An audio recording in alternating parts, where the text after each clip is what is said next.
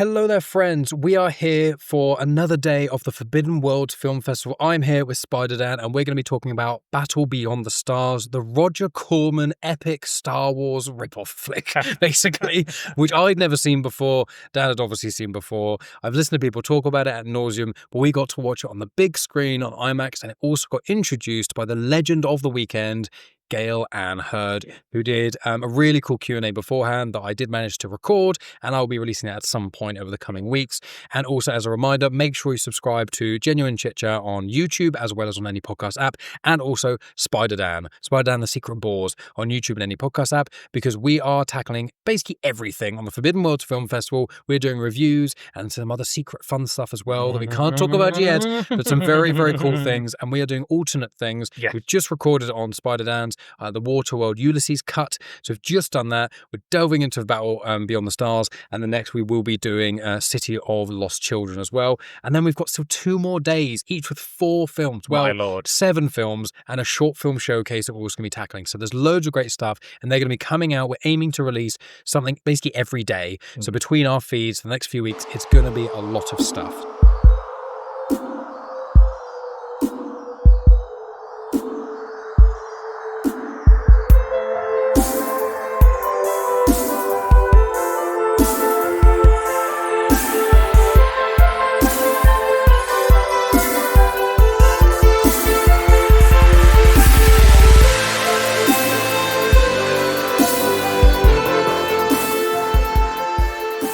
Yes. Let's Keep your delve. eyes peeled. Yes, let's delve in, because I've never seen Battle Beyond the Stars. Never seen it. I've heard so much. Everyone knows me. I am the Star Wars guy in comics and motion. Obviously, Andy's a big Star Wars fan, but like people know me. Some people call me a Star Wars guru of the canon. I would say I thought you were going to say Star Wars goon then. No. I know so much about the Star Wars canon because I'm so passionate about it. I've got tattoos. I love it, and I have not seen so many Star Wars parodies. I've never seen Spaceballs. I want to at some point, but I also don't want to, if you know what I mean. Sure. Because I'm like, I don't want to watch something that takes place out of Star Wars, but I would watch it. Basically, someone just needs to do a podcast. Someone needs to do a podcast on it and invite me on, and then they'll force me to do it. I've done all the other crappy Star Wars films on my channel, pretty much. We did Turkish Star Wars. We did Turkish Star Wars for sharing this over screen. We did Star Crash on Andy's channel. I never heard of that. The Italian one with David Hasselhoff. Oh, God. You've got to watch that, Mike. You've got to watch that. You never know. Forbidden Worlds, this is your chance. Force Mike to watch all the crappy. Yeah, and I'll tackle, and I do pods on them as well. Yeah. But it's that thing of just like, it's not like I'm trying to avoid things that criticize Star Wars. I criticize Star Wars. People may know I'm a big Star Wars fan. I love the prequels, love the sequels, OG. I like it all. I enjoy all of it. It's just the amount I enjoy them varies wildly. And I'm critical of all Star Wars. Yeah. None of it's perfect. Andor's pretty hard to critique. But, it's been a very intense few weeks because of Andor and then this. So very, very exciting stuff. But they're my excuses for not watching all these things. No, but it's fine. But that's what's great about this festival, Mike, is you haven't seen the majority of this stuff. And that is amazing because you're getting to experience it in the best way, in a sense of community. You're loving, laughing, appreciating, shocked. You're jumping out of your seat. Well, I'm jumping out of my seat. Yeah, you got me. For aliens, you got me jump. Is that face hugger scene, man? Like even somebody like I'm not that bothered by spiders. Yeah.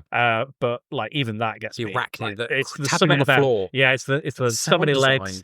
The sound design, it all just works. And again, the surround sound, like it was just, Incredible. And the air conditioning broke, so it became more that we learned from Ty. The air conditioning somehow during the Alien screening broke, so you could see how sweaty that shoot was, and we were like, it was total immersion for us.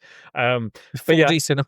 I was genuinely looking forward to this so much because, again, you've not seen a lot of these kind of rip-offs, and me and Andy did the trilogy of terrible. We did both Ewok movies, and we did the Star Wars Christmas Holiday Which special. I've done the Star Wars Holiday Special. It's on Patreon only. Maybe I'll release in the future with special treats treat. Yeah. If you want to hear that, please go to patreon.com/genuinechitchat and you can listen to me and Megan. We talk about it for like 40 minutes or something. We dive deep it was deep good. into that. It was so good. Yeah, we loosely knew what we were expecting, but we haven't talked about the Ewok movies. Maybe that'd be a Christmas treat for maybe we will see. You know, there's other stuff we've got going on later in the year, but we'll see about that. Yeah. But yeah, it's one of those with these. I'm always looking for excuses to watch films, you know, because life gets in the way. I tackle so much, we do so much podcasting. Yours is a film podcast. Mine is an interview podcast. So a lot of the time, I do comic books too.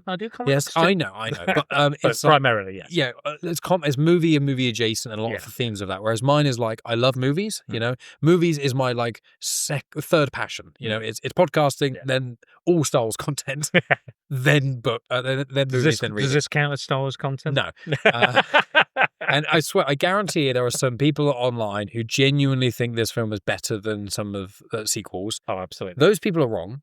If you say you enjoy this, definite like Generation Xers, I think will think this is the best thing. Yeah. If you enjoy this more than Star Wars, or more than any of the, whether it's, you know, any of the original trilogy or if it's any of the sequels, I have no problem with you enjoying this movie more than the Star Wars movies because it's silly, it's fun, it's funny at points. Yeah. It also has an incredibly busty woman not wearing any clothes, which Star Wars, I suppose Star Wars does technically have that, but you know, not so busty. But like, you know, it's one of those where it's like, I get the fun behind this. Yeah, absolutely. But even my two least favorite Star Wars films, which is probably Phantom Menace and Rise of Skywalker, they're infinitely better made than this. Yeah, like infinitely so, like objectively so. Yeah. But there is a charm to this. Yeah, absolutely. There is a charm, and it, like, even though it is a Corman movie, and I've seen, I think it's Sharktopus.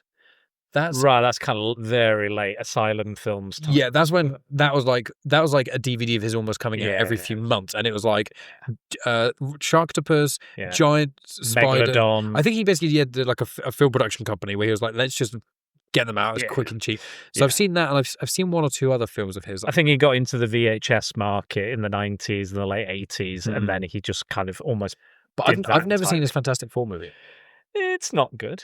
This is it. I've heard, the thing is, I'm happy to watch films that are like gave me a literal headache. Well, it's like there's certain films out there that are like so bad they're good, and there's certain films that are so like cheesy and lame. Like, you know, the you know Room is the big. You know what? It's not too dissimilar in tone from Battle Beyond the Stars, I'd say. But that's it. But like, I will never watch this film again. Just to clarify, like maybe in the far future, if there's like a group event and someone wanted to watch it again, but I think even if we went to another film festival together, or I went to a film festival with someone else because I'm sick of you, if that happened, unless the person I was with hadn't seen it, I wouldn't watch this again. The first time I actually saw this was at another film festival, which was the Starburst Film Festival. So it was a sci-fi magazine, you might remember. I don't know if it's still going or if it's only online now. I think I know that, yeah. But Manchester held one, and they gave away free tickets. Oh. And it was my birthday, and they had a limit, I think, but I think it was like 8 tickets or 6 tickets I could get. So I literally was like, I will take all of those. Yeah. And that was infamously the same one I saw Necromantic. Oh, so it's the exact. Wow. But I think that was the following. So the first film they showed was Back Beyond the Stars, which not a sellout crowd like this, but it was still like I was laughing all the way through it. And again, like you said, it has this charm. So I guess I kind of have in some ways a kind of a soft spot for it. But I generally think as a B movie, which it is a B movie, like it's absolutely 100% a B movie. I'd say C or D. C or D movie. But I think it is enjoyable. I think the writing's pretty good. I'd say it's more in line with something like Battlestar Galactica or Buck Rogers, those kind of shows of that era. Yeah. Than it is like Star Wars went massively over budget and then got even more money. So, and this didn't have that. It was the most expensive Roger Corman film ever made, and he would, for the next, I don't know, the rest of his career, like Bad Movie Bible said, use those shots, even in Galaxy of Terror, which James Cameron worked on, which would then therefore influence his Aliens film with Galen Hurd, use the effects from the previous Battle Beyond the Stars. I think with Battle Beyond the Stars, I think it's, what this really shows to me is this is actually what Star Wars could have been. Yeah, absolutely. Because like when I was watching it, and there were points where I was like, I can't tell if this is good or bad. Yeah. And I go, but the thing is, genuinely, certain elements of the dialogue, like I think the first 20 minutes, they're saying so many species and so many planet names so frequently, and there's so much exposition. And I was like, I was even getting confused. I was like, what the fuck are they talking about? And I was not really interested. And I was like, genuinely, Star Wars 20% changed that, and it could have been this. And I think that's the thing, and that's almost how I feel on Star Trek sometimes. And I think that's what happens when people who don't like Star Wars often will watch Star Wars and they just go, you're talking about planet Globulon and on the Fludu-Doodoo people, and you're like, Glup shito. Well, yeah, that's the term in Star Wars for your favorite weird little side character that is like on screen for like 1 second. I like Sleaze Bagano. That's my favorite. Do you want about any death sticks? You go, how do you think your life? I know lots of the Glup shitos. I think Max Rebo's one of my favorites, but he's a classic. Yeah. Well, speaking of a festival, there was a post for the Blackpool Comic Con, and it was like, link your favorite fictional character or Star Wars character, and you might, if we select you might get it. And I chose Max Rebo, and I won a ticket. Oh, amazing! I won like 2 or 3 tickets. Love Max Rebo.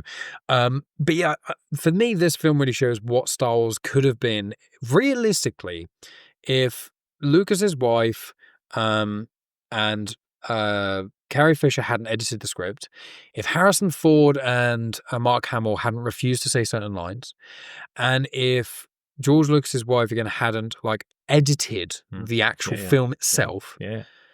And if they also hadn't had so many people involved, Spielberg was helping, and various other filmmakers at the time, like the ILM, like what they are actually doing and stuff, as well as like changing like David Prowse to James Earl Jones's voice, things like that. If every single part of the original Star Wars hadn't been exactly as it was, it could have been this. Yeah. And it would have been, I mean, I would compare it almost to Flash Gordon in a way.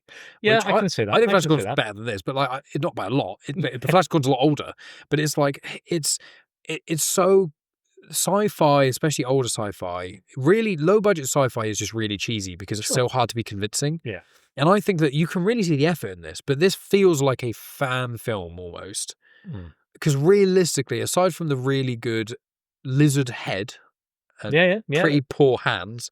There's just a glove and then a glove with a spike coming out. Yeah. Outside of that, that looks pretty good. The lizard head, and then the miniatures look good. Yes, really good. And then there's a couple of the aliens that have ears and things. I think the score's great from James Horner. The music is great. Yeah, I always say the music's great. The sound effects sound all right. They don't sound like too far off Star Wars. They're not as crisp and clean, but they're not like overtly terrible. There's a couple where you're like, like there's one which is the dial tone in the Space Cowboy's cockpit, and it's literally the dial tone of when a phone's off the hook. Yeah, and it's literally it kind of makes sense as well that it's inspired by Akira Kurosawa for the Seven Samurai. You could feel that, and they are called the Akira. Yeah, the race of people is called the Akira. Yeah, and Robert Vaughn, who's in the Magnificent Seven, which is a remake of Seven Samurai. Yeah, he plays effectively the same role here. Your favorite villain from all the Superman films? Am I right? What from Superman 3? Oh God. I forgot that was him. I was looking at it, I was like, I recognise him, and I was like, oh yeah, it's Lex Luthor Light, I call it. Yeah. From Timu. And also, Superman 3 is my least favourite of all the Superman movies, actually, because I've now seen Superman Returns. And that's also on Patreon, am I right? Your Patreon? Have I recorded that yet? Have I recorded that? Superman 3, your thoughts on Superman 3 I have, yeah. 4 I have as well. Yeah. Returns I have yet to. Yes. So Superman, my thoughts on Superman 3 and 4 will be on Patreon, but also Dan was actually on Superman 4, 20th Century Geek, which is the impetus for this stuff. So if you want to hear all our thoughts on Superman, I told because I realised when I was listening back, I was like, I've spoiled Superman Returns. I don't think Mike's seen it. He may listen to this. Quick, send him a message. And I paused it, so I've got like 25 minutes left of that. But now I've seen Superman Returns. So now I can go back and do it. But yeah, I find that this film, it's fun, it's silly. I'm so glad it's 90 minutes because at about 70 minutes, I was bored. Yeah. I was like, I just kind of want this to end now. And then it had this. I'm kind of glad it ended so abruptly because I was like, I don't want 10 minutes to figure out where these people go, because the blunt truth of it, the biggest difference, excluding the Force, the biggest difference between Star Wars and Battle Beyond the Stars, beyond anything, is in Star Wars, the original trilogy, you are invested in the characters and the universe. In Battle Beyond the Stars, I don't give a shit about any person in the entire film or what they're doing. If the bad guys won, I wouldn't care. You kind of know. At all. You also kind of know they're gonna die. You assume that even like I think even somebody not knowing that it's influenced by Seven Samurai might have a feeling that no one's going to make it out. Well, that's what I thought. I kind of want the main guy to die as well. I thought he was really unlikable. Yeah, he's not. I don't mind him as an actor, but I think I think he had a hard job in this anyway. As this kind of the Luke Sky. I think the Luke Skywalker character is tough. Even Mark Hamill said how tough it was to be. I don't think power converters. Well, Megan agrees with Megan specifically says it where she genuinely Megan does like Star Wars, but she doesn't like the Skywalkers. Yeah, she doesn't like Anakin, she doesn't like Luke, and she doesn't like Kylo Ren. Who is, to clarify, he's Ben Solo, but he is basically. They all are a little bit whiny, aren't they? She says all three of them are whiny little bitches. I can see that. She says Anakin in Episode 2 is a whiny little bitch. Luke Skywalker in New Hope is a whiny little bitch, and then Kylo Ren, in all of them, she says is a whiny little bitch. And I'm like, I don't disagree. I like all the characters to a degree. I think Clone Wars makes Anakin better, and I think Return of the Jedi and post Return of the Jedi stuff makes Luke better. And I love Kylo Ren, but it's one of those things where it's just like I find him so unlikable in this because at the start you think, oh, he's like the farm boy, and he's like, oh, he's hesitant about killing, and I quite like the interactions with that computer woman, Nell, with the spaceship with the giant knockers. I was so confused by that. I thought they were going to explain that. That feels like a real Roger Corman-esque thing, but then we know that James Cameron created them. So, but this is the thing. That actually something quite pissed me off because I was like. It feels like this is kind of is joking to a degree, but that felt like a gag that doesn't make sense in the universe. Yeah, do you know what I mean? It is actually a spaceship with tits. Yeah, it's not like it kind of looks like it because you get a different angle when it's going sideways, and it legitimately is. And they don't ever explain. There's no way of looking at that and not immediately thinking that. Yeah, and it's also the spaceship shape. It curves in, and what you can easily do is the front does this, and then it's surprisingly slender. Yeah, and the back is the back is also 3 engines like that. So it could literally do that and come out as a triangle, or it could go out like that and go in, and then it flays out like that way. Yeah. But it doesn't. It does this, and then it's 2 big circles that actually don't even match the back. Yeah. So it's literally like a joke. Yeah. But every time it's on screen, it's really distracting and really irritating. And no one comments on it either. And no one even says, "Guys, that's a weird looking ship." And they go, "Yeah, we had to get the." Yeah, we had to retrofit these engines. Yeah, or even, why does your ship look like that? Oh, the onboard computer is a female model. Oh, I heard those. I didn't think they made the female models of the ships anymore. So just some reference to it being, I thought that was going to be the joke, is that the onboard computer was female and therefore they had that. And I was like, that'd have been a shit joke. Yeah. But at least they make reference to it. Sure. That was one of my least favorite parts of the whole film. Watching that shit. Because there's so many shots and the same shot over and over again of just the ship with tits coming at you. And I'm like, why is this happening? And I think, and it's not like they shoot. It's not like they shoot things out of them like Machine Girl or Machete. Yeah, exactly. It's not like it's even a gag. There's a point to them. Yeah, it's not even like it's a gag where a woman is wearing like a bra that has machine guns in it. That is, it's funny. It's literally the idea of that ship having breasts feels like something that would be in Spaceballs, that would be in a parody, 100%. As opposed to they take someone unhooks the bra and they come out or something. That's it. I thought that the ship was going to land and it falls off and it goes, oh, we didn't attach the space bras properly. But there is some of that kind of humor in there, like the bit where the Valkyrie, I can't remember it, Saint X-Men or whatever her name was. It was such a weird name, but like when she's like, yes, I want to, fiddle his transistors and rewire his this, and they're like, sex. Yeah. And it's like you're not even you're not being like tongue in cheek. You are being tongue in cheek, but that one thing that is vehemently tongue in cheek and obviously tongue in cheek, you're not going to reference or make a point. Yeah. I almost think like it's an in joke because like Roger Corman is all about blood and boobs at the time, or and ripping things off and exploitation films and genre films, and that's usually what would get bums in seats. Love it or loathe it. But the woman with the large breasts, her character Sybil Danny, what's the Valkyrie? The Valkyrie, yeah. If that was like Valkyries, but if that was her ship, that would make sense.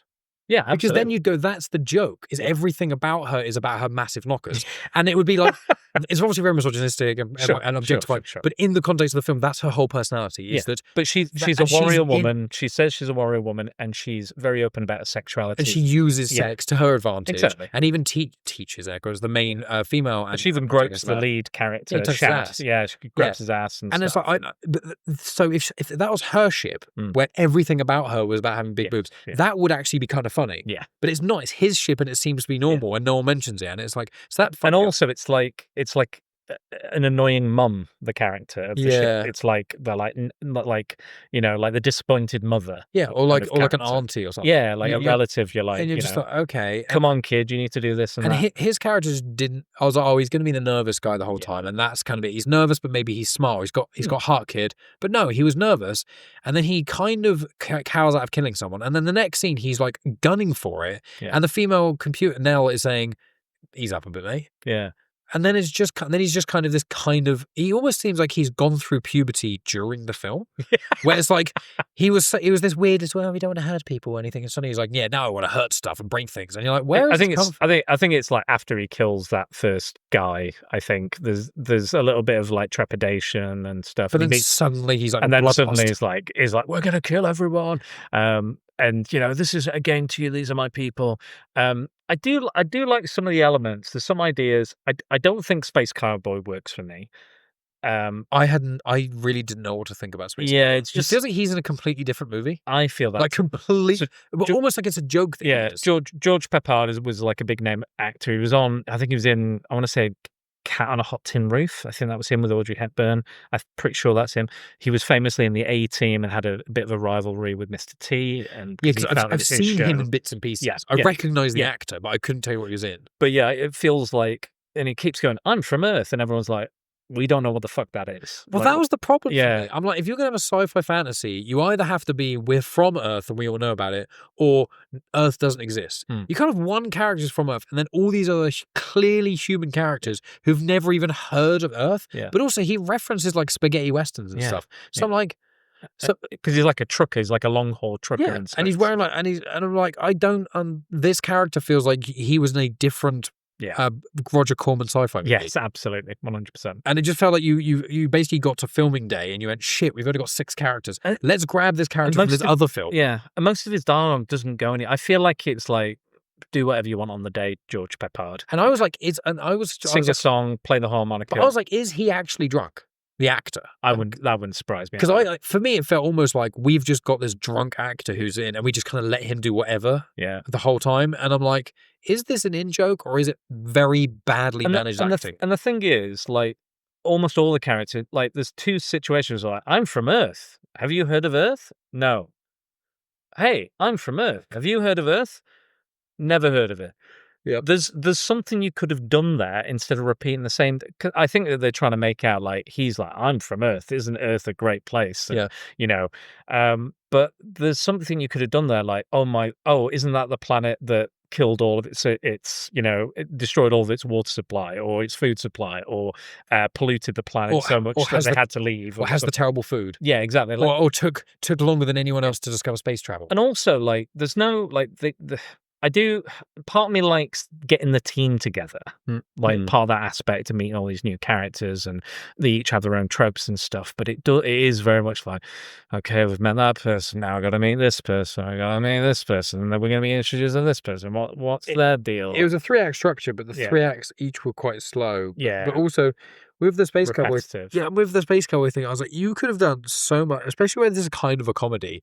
You could have done so much with him knowing about Earth. And even if they go, I thought, wasn't Earth just made up? Wasn't Earth a myth? Aren't you crazy? Yeah. Like, and it shows that you didn't actually come from Earth. Or I'd prefer if he was an alien fanboy and discovered stuff from Earth. That would be like funny. And has like holes, or he's making assumptions about Earth culture. Yeah.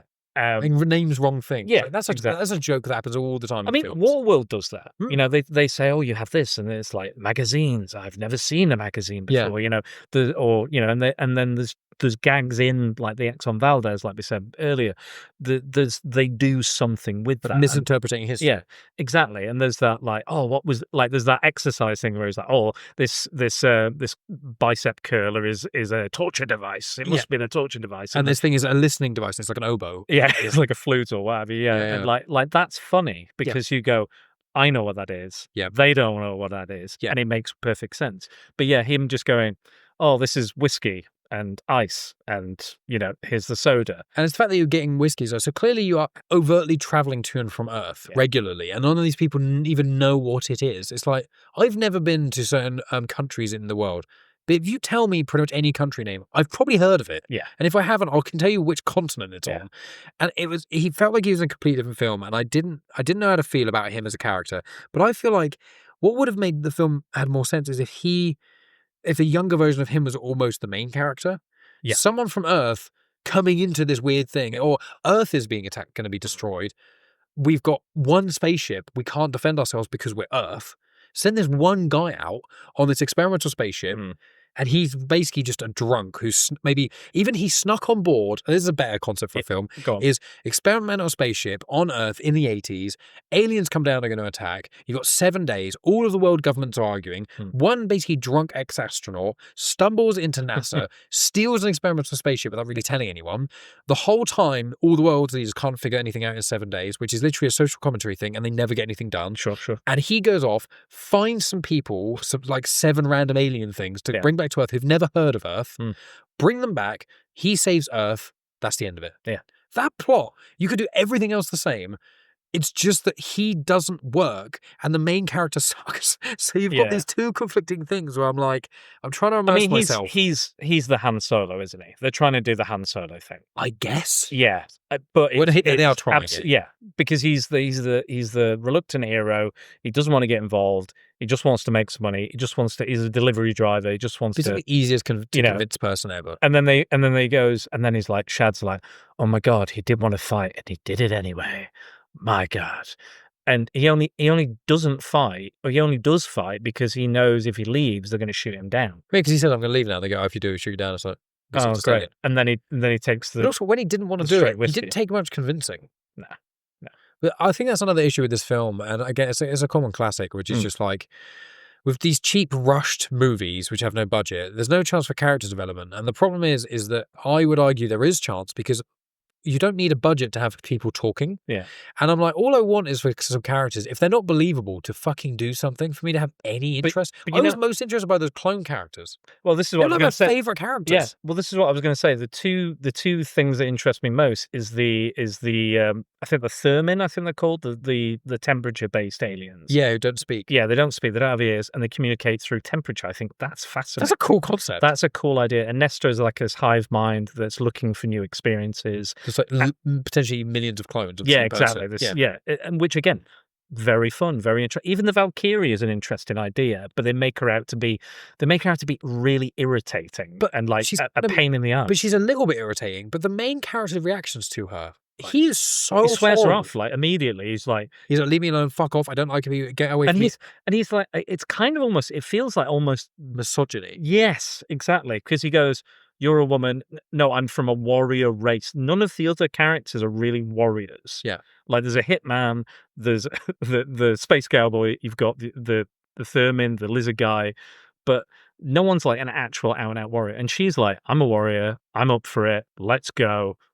I'm in a fast ship. But she comes to his call. She says, I've set our call. And she says, I want to fight with you. And he's like, I don't like it because you're playing with me. And she's like, yeah, because I'm testing you to see if you're worthy. And he's like, no, fuck off. Yeah. And then he doesn't say it because they don't say fuck off. But it's like, he says, they say son of a bitch a lot. They do, yeah. And they're like, he's like, no, get away from me. And then they just leave her behind. And then she says, I really want to join anyway. I'm literally willing to fight and die for your planet. And you're wanting, the whole thing is you want to do anything to save your people. And this person who's a warrior is literally saying, I want to help you. I'm willing to die for you. And you're going, no, because I hate you. Yeah. For no real reason. Like he felt he was humiliated by it, but he really wasn't. I don't understand how that was, because it was like, oh, humiliated me by she shot some like low level, blanks effect. And I'm like, isn't that what you want her to prove to you, that she can tag you without destroying your ship? She actually proved herself more than any of the other characters did. She destroyed the she saved the day, really. The Stellar Converter. Stellar Converter. The Death Star. Stellar Converter is the shittest name for a doomsday weapon I've ever heard. Yeah. I know it's meant to be it's basically interstellar converter converting you to stars. Going back to Star Wars, as we will ultimately do. I have to, yeah. I think the benefit of Star Wars as well is conflict, not only with the villains and everything, and the Empire and the heroes and the rebellion and everything that's going on there, but the characters in the heroic group have conflict as well. Yes. Don't have that. They barely, any of them interact. They just kind of go, hello, hello, hello. And then they're like, we're here now, and we're here to save the day, and we're going to do all this stuff, and we're going to train you in minutes. But there's no like, I don't like your race of alien, and you don't like my race of alien, or I don't trust you, or you're from Earth. I don't trust you because you're from Earth. Yeah, it was an opportunity there to have a bit of conflict. Every scene seemed to end with one character leaving the room, but then the scene would change, making the character leaving the room redundant because you changed the location anyway. Yeah. There was the bit where they were trying to work out a strategy. And then the lizard guy said one thing, leaves the room. The warrior person says one thing, she leaves the room. The clones say one thing, leave the room. But all of the things they say is saying, I can't help you anymore, or I trust you. And then the scene... I must do this. I must go and do this. And then the scene cuts to what the bad guy's doing. It cuts back and the plan's figured out. And I'm like, so why did you spend 3 or so minutes having characters go, well, I'll leave you to it because I don't know what to do. Yeah. And leave a location. The reason you have characters leave locations is because you want that scene to continue without them. Yeah. But you have the character leave that area with all the main characters still there. And then you would cut away. And then when you'd cut back to the heroes, they would be in a completely different location at a completely different time. So I'm like, why did you... It's like having a theatre thing where a character goes, I'm going to leave now. And then the curtain comes down. And you're like, but you don't need to do that because you've cut. Yeah. And I don't get, and I'm like, I know this is Corman, I know it's low budget, but there's so many things on this which I'm like, it's not the budget that caused this problem. I feel like it's probably rushing and cocaine. Most likely. And again, like, it'll be the inexperience of some of the people. Like there was talk in the Q&A about some inexperience or some people being out of their depth potentially in this film and while making this film, which is fair, I think. There was a lot riding on this. It was still successful. It still made its money back at the very least, which is what, Corman kind of built his empire on, effectively. Yeah. And he would never have to pay for these special effects again because they're going to use them forever and a day. But you are right. Like the Lazuli guy, he disappears for a good 20 minutes, maybe 30 minutes. And I was like, did he die? Did he die? And then the Thermin, the temperature aliens, they sacrifice themselves, but they're like, get them to a life pod, get them to the healing chambers. But you never see them again. So you don't know for sure if they died. Yeah. And I was like, I need to know that. I need to know if they died. Either just say you've killed them or again, you don't even need to show them. Throw a line just going, oh, we lost everyone, but at least the Thermin are okay. But there's a line going, they've lost all their energy. Yeah. And I was like, you could just say, they sacrificed themselves. Yeah. And you wouldn't have to worry about it again. You can move them and do whatever. We can say, let's give them a hero's funeral. Yeah, exactly. Well, I mean, they do that with Gelt, the Robert Vaughn character. They're like, we're going to give him a proper funeral. And put a 4-course meal in with his grave. And I was like, what? I was like, he's got all those fucking gold and stuff at that random place you went to. Why wouldn't you just go there and bury him with all this shit? Not make food on a planet where I don't know if you've got that many resources.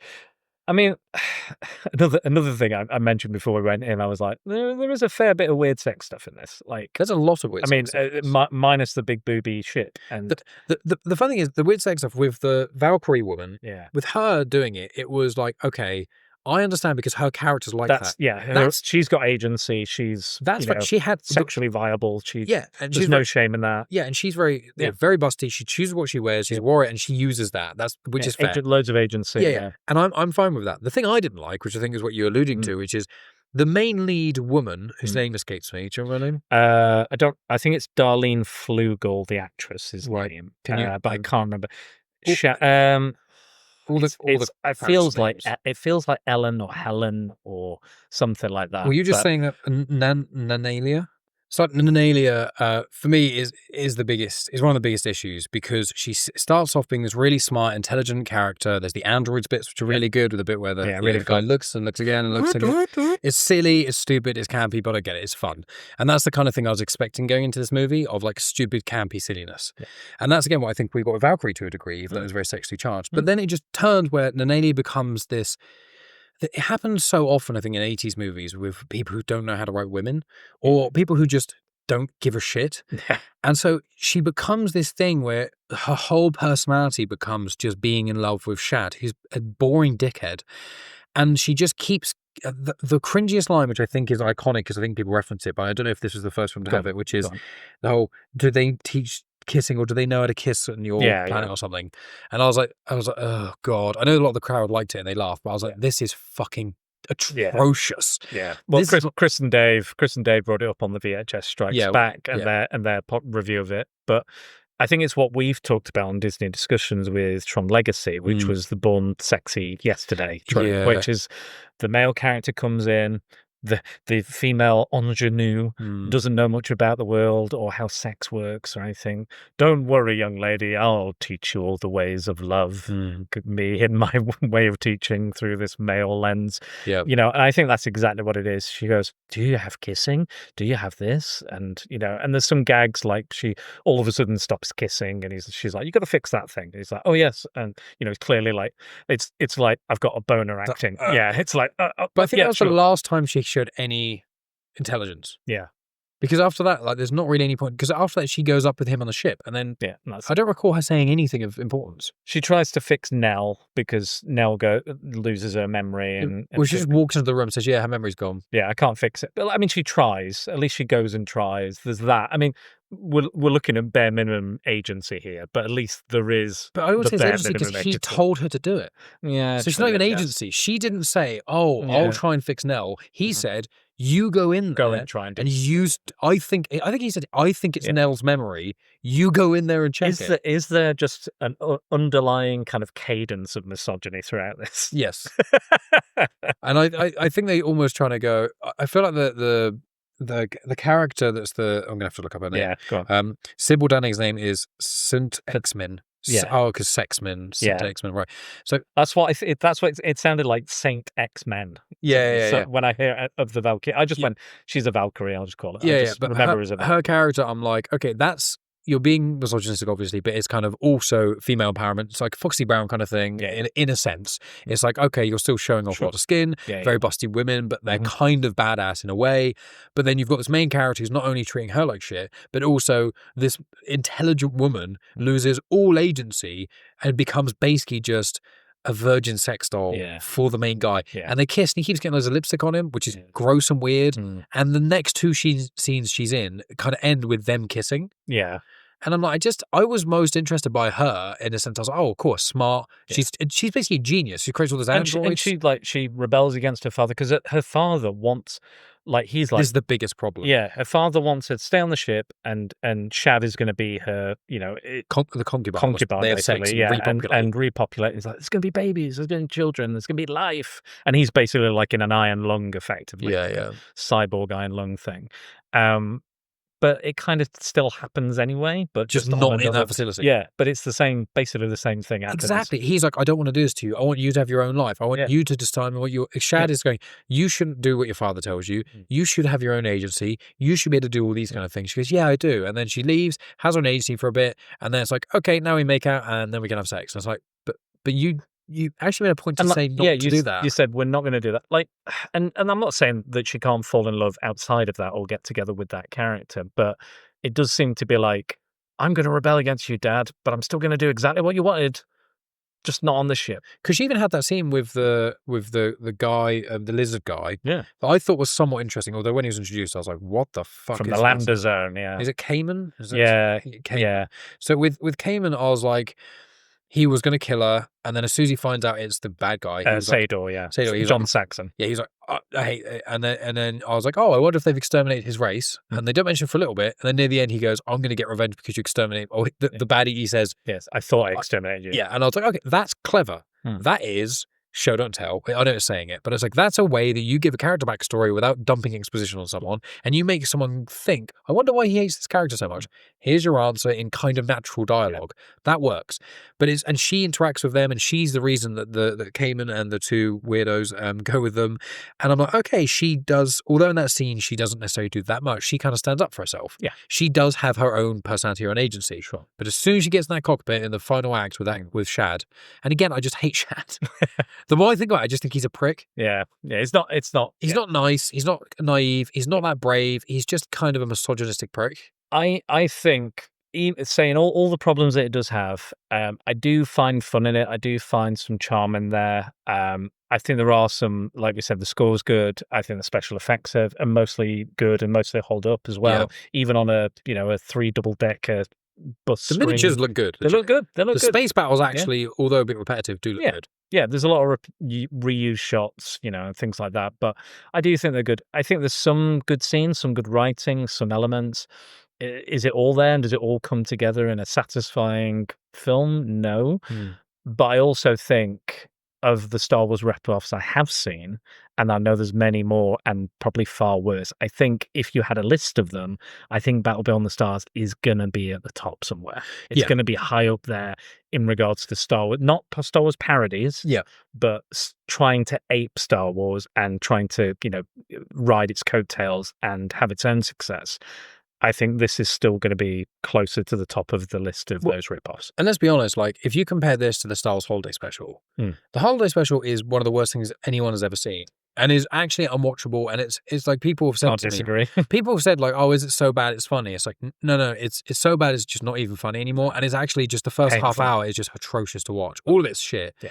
But you're like, there's almost not a single redeeming part of the Holiday Special at all, and it's actually fucking dreadful to watch. The only good things about it is the 2D stuff, where they really draw Harrison Ford in a weird caricature, and then there's one or two tiny little Easter egg nugget things, and the rest of it is awful.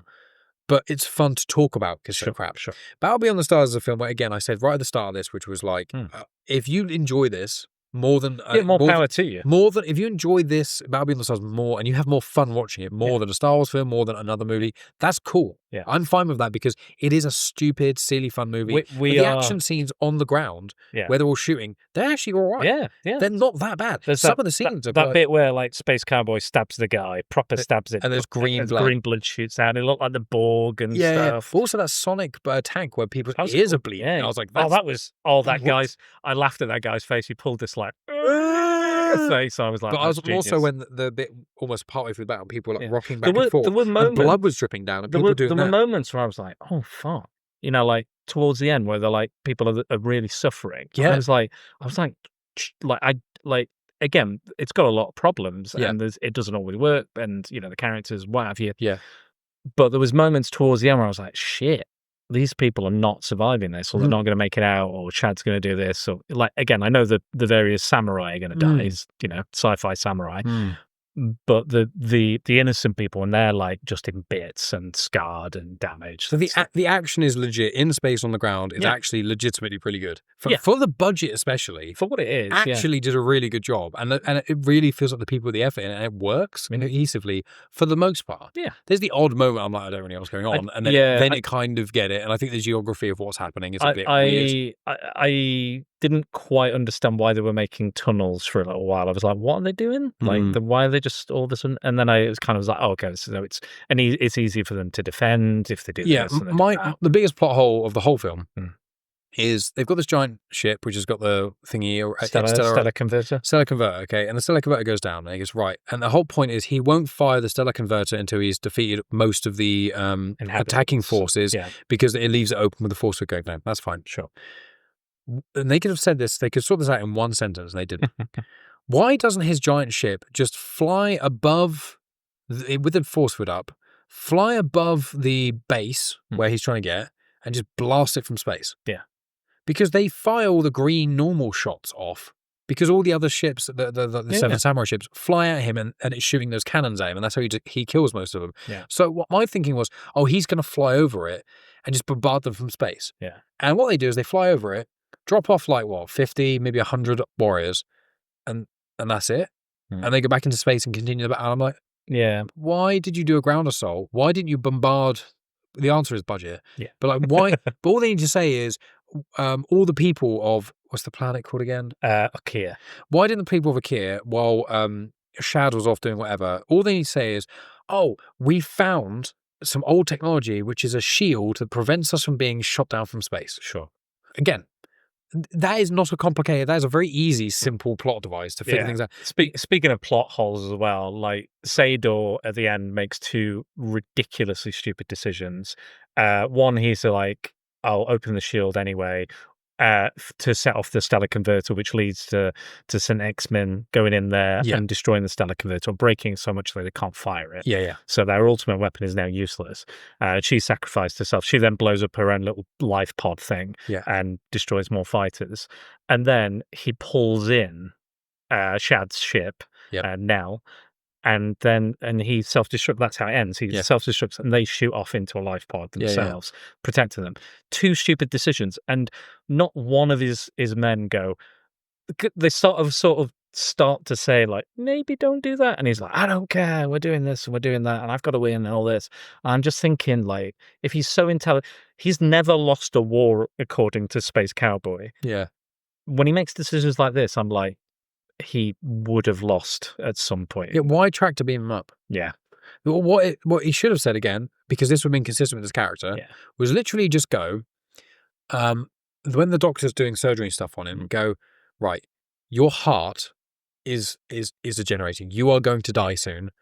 You need, and he's like, well, okay, give me one of the people on the ship. All of these people you've already experimented on mutant. The only person really who's of right age, who's got a healthy heart, that's a viable donor for you is Shad. Yeah.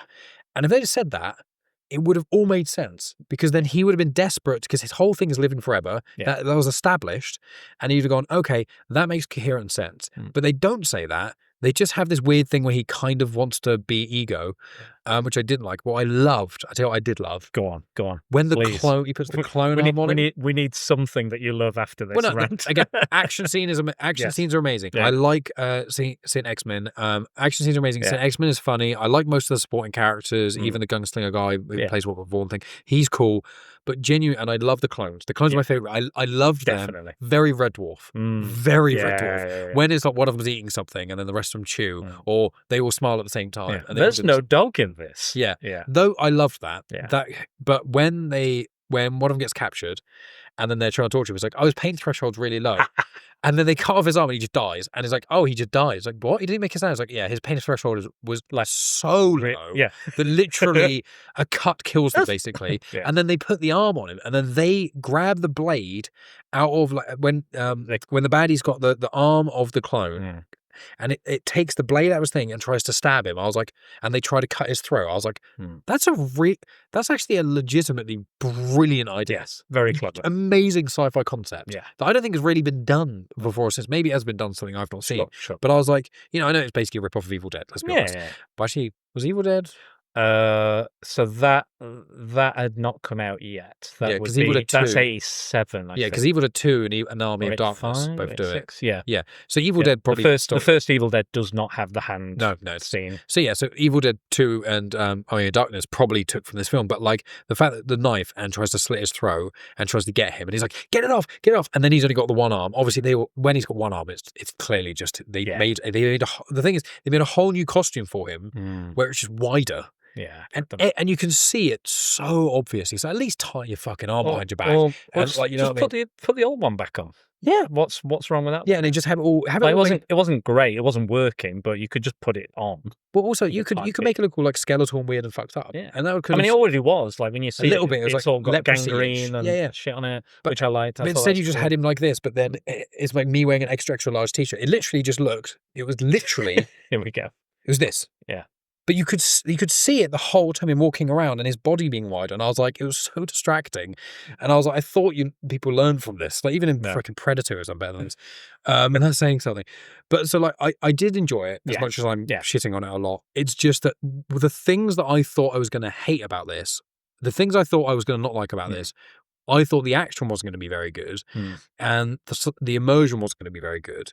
Which I found actually for most of it was the things that my biggest problem were actually that the main character is completely unlikable, and that really standard, obvious plot things were just done in a really stupid way. And that's what's frustrating, because I'm like, if you tweak 10% of this, I would say it's actually like a quite crap, but good-ish film. But the biggest problems with it are really simple fixes. And I think really simple. I think that's the thing, is people know it's crap, yeah, but still enjoy it. Yeah, you go in there and it's crap, and I think it's the fun. And I think even anybody, I think even the most ardent Battle Beyond the Stars fanboy would say, yeah, it's not great. And I like it. I enjoy it. I watched it fairly recently. I did the comic book prequel. Any good? Battle Amongst the Stars. Probably worse than the film, Mike. But you can listen to that on my picture. I will, and I'll know what it's about. Yeah. And exactly. I also did Humanoids of the Deep, which Gail and Hurd worked on. Oh, amazing. So you can listen to that. Both Roger Corman comics. Well, that's the perfect roundup, because I think we spoke about this for longer than anticipated, because I had a feeling. There's a lot for me to say about this, but and there could be a lot more. I've got notes, but I'm not going to delve into those. But yeah, I think I'm happy I watched it. Sure, I'm probably never going to watch it again, to be honest with you. But it's a fun movie. If you haven't seen it, I'd say give it a watch just for a laugh. But with mates or at a film festival or some drinks, have a laugh with it. Yeah, exactly.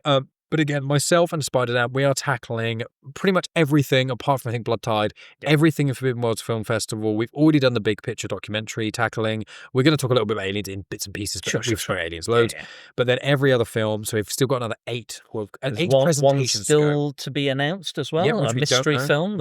Film. I imagine it's going to be announced as we go in. Yes. Because they haven't announced it as of yet. They're very busy. Mystery film, 6 feature films, and then 1 short film showcase. So we're going to be tackling all of those. And again, it's going to be on the feed of Spider-Dan, The Secret Balls on YouTube. Alternating. Yep, on YouTube and on podcast apps, and on Genuine Chit-Chat on YouTube and podcast apps.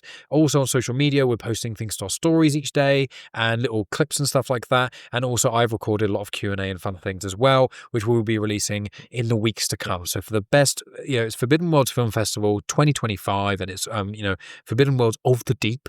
Yeah. And it's been so much fun being able to tackle all these films and doing it with my good friend and press collaborator, and Mike has been absolutely indispensable. He's been so great with this, so patient, so kind, putting up with me and working this camera so well. He's done so much research and bought the absolute best thing that we can use.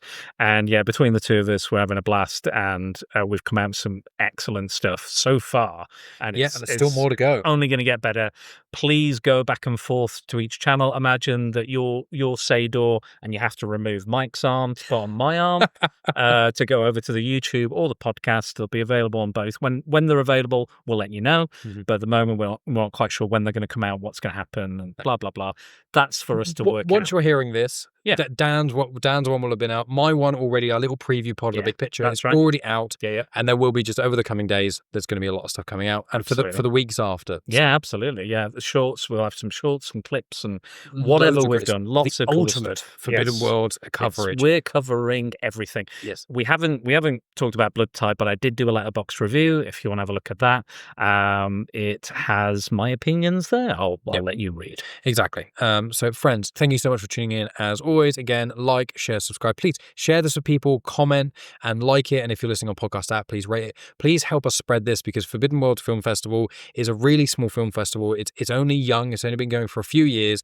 And Ty, one of the main sort of founders of it, is an incredible individual who's been very, very welcoming to both of us. And again, we're on the press team as well. So if you support our podcast, it helps out Forbidden World Film Festival. And if you share this video and things and comment and interact with it in any way, the more people see this, the better exposure Forbidden World Film Festival. If you are a fan of the festival, if you visit the festival, if you love the ethos and the idea behind it, share it, because we're part of the official press team. Yep. We are here to help and to get the word out there to market. So if you can do that, if you can assist us in doing that, it's only going to help the festival grow and become even more popular. And who knows, it's getting better each year for me. And it's helping local Bristol as well. Exactly. The filmmakers, cinema, theatre, all these things is what we need in the current modern world. I agree. Especially post-COVID. 100%. So thank you, friends, for tuning in as always, and we'll speak to you very soon.